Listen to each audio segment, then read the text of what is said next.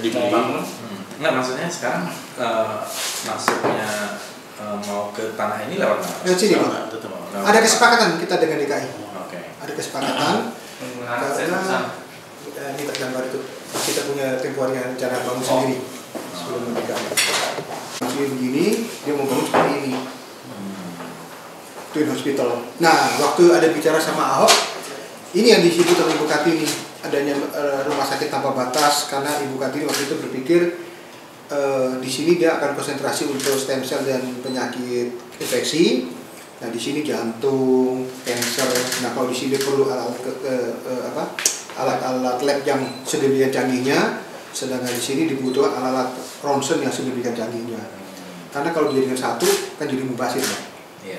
Nah, waktu itu si Pak Ahok ngomong ini akan dijadikan kanker dan jantung. Wah, langsung kita berpikir, wah berarti kalau gitu kita bisa meneruskan ini, cita-cita ini.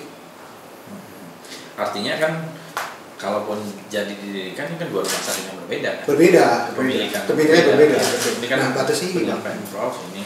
Iya. Betul, ini Pemprov punya, betul. Tapi masuknya tetap ini dibuat kapan ini, Pak? Ini dulu udah lama, tadinya bukan gini, Bang. Tadi cuma sekian nih. Terus waktu rumah sakit Dinkes minta ilustrasi ya, kita coba mengarang lah. Ya katanya mau bangun 25 lantai, coba ini. Jadi bedanya kita cuma lantai ini ya, kita lebih pendek waktu itu. Pendeknya lebih pendek. Jadi di sini kan kita perlu alat-alat ronsen yang yang tinggi, canggih. Kan ronsennya juga hampir 60 miliar, 100 miliar. Jadi kita nggak perlu ke situ, Bang. Jadi kita berharap pasien sini kirim ke sini. Nah di sini sekarang dengan kemajuan teknologi stem cell, kita perlu alat laboratorium sangat canggih juga. Itu juga ratusan miliar sudah harganya. Iya. Nah jadi kita berharap untuk apa kita punya lagi alat-alat ronsen yang sedemikian canggihnya. Jadi alat ronsen ala kadar standar rumah sakit, begitu kita perlu yang detail, kita tinggal kirim ke sini. Begitu juga yang dari sini kirim ke situ, itu yang tadinya kita punya harapan tadinya. Iya. Nah ini kan kalau kita lihat ini, Pak ya. Ini kan jalan Kiai Tapa kan ini ya. Iya. Kalau Tomang kan dari sini kan berarti. Iya betul. Tomang Utara sini. Tomang Utara sini. Utara. Ini Belakang. Oh ini. Belakang ke sini. Nah ini ruang penduduk. Yang katanya masih ada sengketa di sini tuh yang mana ya? Saya baca di media itu. Nggak ada Bang di sini. Oh, nggak ada. Saya jamin ini nggak ada. Kalau ini Clear. Kepemilikannya ya. Clear. Sertifikat juga yang di sini yang masih. Itu ini yang belum cerita.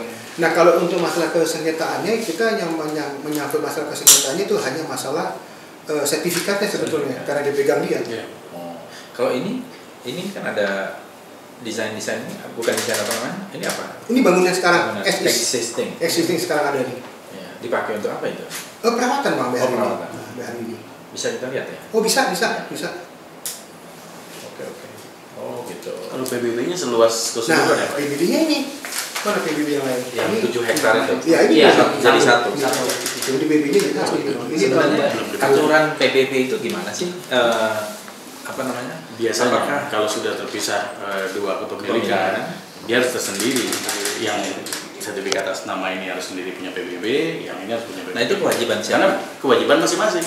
Oh, kan kita punya dua-duanya. Memang, tapi kan namanya beda Pak. Walaupun secara kenyataannya milik satu orang misalnya kan, tapi sudah dibedakan dua nama nih. Saya nama bapak, nama saya. Walaupun yang bayar tetap bapak, karena itu punya bapak juga kan gitu. Kalau waktu Mestinya itu bisa. saya sudah tanya, kenapa kok jadi satu? Karena waktu itu dari tahun 95 ya, dari lama itu pun sudah begitu jadinya. Dari tahun nggak sempat dipecah. Ya, cuma dipecah.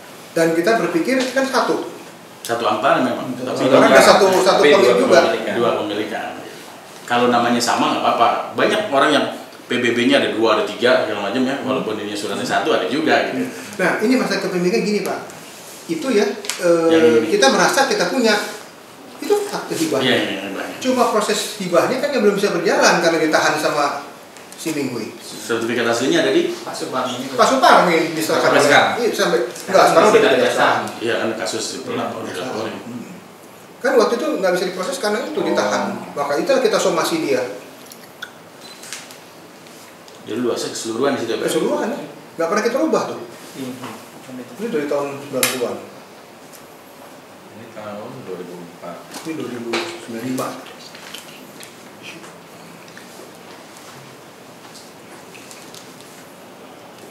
Yang katanya PBB-nya itu menunggak itu kenapa itu Pak? Nah, jadi pada waktu itu memang kita kan ada kesulitan keuangan Bang. Kita memang ada beberapa tahun belum terbayar. Nah, akhirnya pada akhir mendekati penjualan kita lunasi seluruhnya. Nah, terus pada waktu itu yang 2012-13 kita belum segera bayar karena waktu itu ada proses. Kita kan rumah sakit punya hak untuk minta 50% yang diskon. Ada kebetulan ini nih Bang. Ini diajukan ini. Ini nggak keluar waktu itu. Nah, akhirnya setelah keluar kita bayar, kita lunasi. Kalau tahun 98-99 kok masih nol ya ininya? Tapi ini udah ada nilainya nih Bang. Rupanya dia nulisnya nggak benar nih. Nulisnya ada di sini nih. Ini juga lucu nih Bang, pada waktu kita mau bayar ya, dia dicek sama Pemda itu. Kita dibilang belum dibayar. Nah, setelah kita tunjukkan bukti-bukti bayarnya, udah ada tuh. Baru. Ya. Wah ribut dulu Bang mungkin nih. nggak online atau gimana? Nah, rupanya dia belum online. Jadi kita bayar ke Bank DKI, Bank DKI dengan kantor PBB belum nyambung. Kantor PBB-nya dengan pusatnya belum nyambung. Jadi pada waktu kita diminta pembayaran itu ada tunggakan berapa? 29 apa berapa miliar itu? Iya. Wah, terima kasih Pak. Mungkin boleh kita lihat. Boleh Mas. Sampai Nah, ini Bang, satu lagi Bang. Ini ya. Kalau boleh ada yang misalnya fotokopi yang boleh saya ini. Boleh, sertifikat Bang minta saya kasih. Ini Bang, kan sertifikat yang kita jual kepada Pimprov. Oke. Ini di sini jalan jahit apa? Surat ukurnya pun jalan jahit apa? Dan yang terjadi dengan Pimprov itu bukan jual beli, pengikatan pelepasan hak ya? Iya, karena dia pemilik. Betul. Dia ngomong gitu. Kita pembelinya antara badan hukum, lalu tidak boleh menggunakan AJB. Betul. Itu harus pakai pelepasan. Saya waktu itu tanya sama notarisnya, Pak, kenapa kok nggak ini pengikatan AJB? Oh, jatuhnya seperti abang tadi. Gimana tadi? Jadi karena pembelinya badan hukum itu harus menggunakan pelepasan bukan AJB. Karena yang dilepas kan haknya. Iya. Nah, waktu itu saya tanyakan juga, Pak Notaris, kalau sampai nanti terjadi ini PBB yang belakang belum saya bayar loh. Oh, nggak ada masalah. Kalau jual beli harus dibayar dulu. Tapi kalau pengikatan itu bisa dibayar belakangan karena itu haknya tetap melekat pada kita untuk bantuan jumlahnya. Tadi saya udah nggak mau juga karena saya takut ada masalah gitu. Iya. Nah, pada waktu itu ibu datang. Setelah ibu datang, ibu lah yang membuat penawaran sebenarnya itu ditulis. Jual beli, tunjukin aja ada di situ kan? Mana itu di berkas ini. Mana berkas tadi itu yang saya punya? Itu kita nggak bisa kosongin segera, karena kalau dikosongin kan tempat yang jelek-jelek ini boleh kita perbaiki. Jadi kita minta waktu itu. Kalau nggak operasi saya berhentikan, saya bilang gitu. Akhirnya dia setuju pada waktu itu. Tapi waktu itu udah ketemu juga dengan tim Dinkes yang. Iya, karena kan itu masih operasional. Operasional. Dan dengan Ciputra pun kita dapat waktu 2 tahun.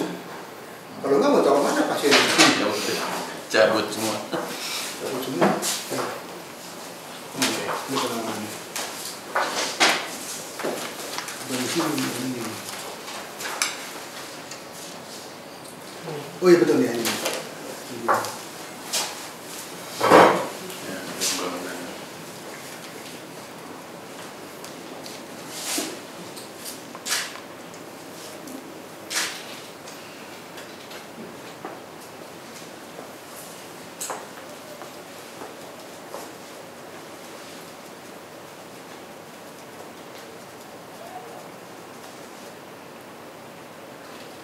Diundang waktu itu. Oke. Kita terus rapat-rapat segala macam. Ya, ini bulan 22 Oktober. 22 Oktober. Nah, sebelumnya pada waktu ibu belum ada, ibu dulu ada penawaran yang. Ini akhirnya penawaran ini yang 20 juta. 25 hilang. Yang 25 nih nggak mau dimasukkan. Nggak ada. Tapi harga tanahnya 20 Tetap. juta. Sesuai dengan NGO itu.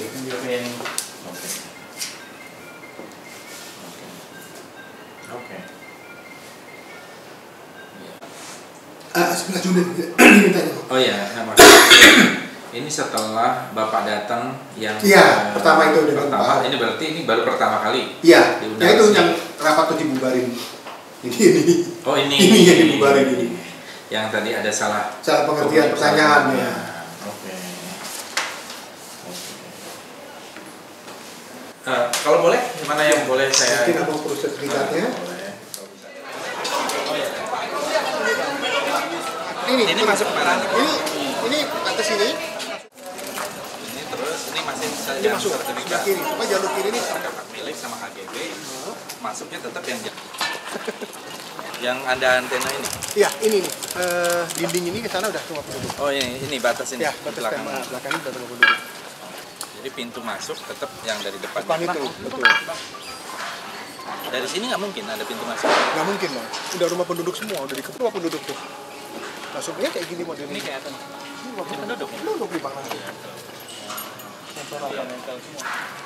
Jadi memang bentuknya juga nggak kotak ya. Nggak kotak.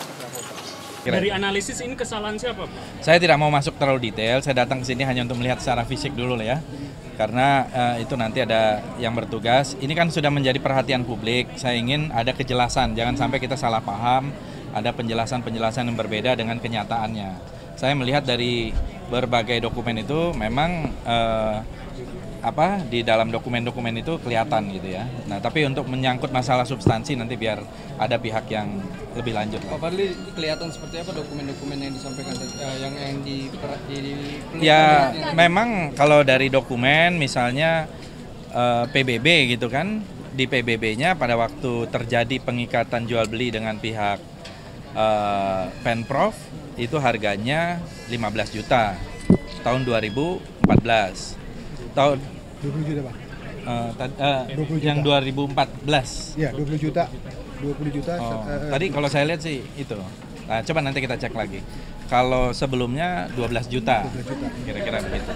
Nah, jadi saya kira di sini mungkin ya artinya harusnya ada tim verifikasi dari Pemprov DKI terlebih dulu, karena saya kira kalau dari pihak sumber warasnya sudah menyampaikan kan, termasuk bangunan dan sebagainya itu sudah masih operasional, diperlukan harusnya justru dari Pemprov DKI yang harusnya ada tim verifikasi yang memverifikasi semua dokumen plus realitas yang ada di lapangan gitu, sehingga proses jual beli itu belum sempurna, Pak. Ya maksudnya itu dari sisi prosedur, saya tidak dari sisi prosedur itulah yang bisa nanti biar dikaji gitu ya. Dari temuan dan kunjungan hari ini tindak lanjut dari pimpinan DPR seperti apa?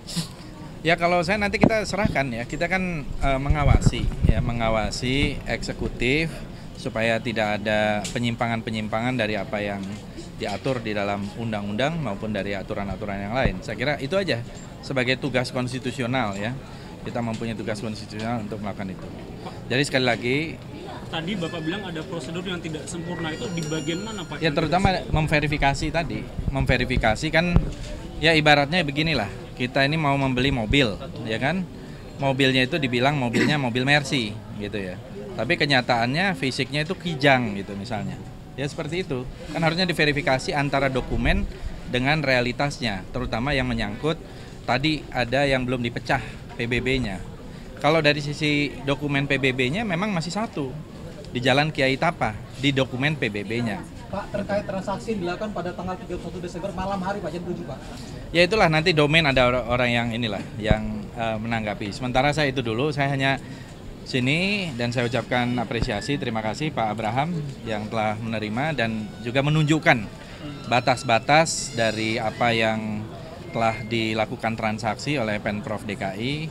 Ya selebihnya nanti juga kawan-kawan di Komisi 3 akan menindaklanjuti lebih jauh juga. Ya. Berarti kalau sertifikat masih di Kiai Tapa, apa yang kemarin dilakukan oleh Pemprov adalah hal yang tepat begitu, Pak? Yang mana? Sertifikat di Jalan Kiai Tapa, berarti apa yang dilakukan dengan NJOP itu termasuk tepat, Pak? Perhitungan Ya, Pemprov. kan di dalam proses pembelian itu ada prosedur. Nah prosedurnya ada tim, ada verifikasi. Seperti orang jual beli perusahaan kan ada due diligence. Due diligence itu kan perlu dilakukan gitu. Itu aja sebetulnya. Nanti kita lihat. Oke, ya. Saya kira sementara itu dulu ya. Jalan, Bang.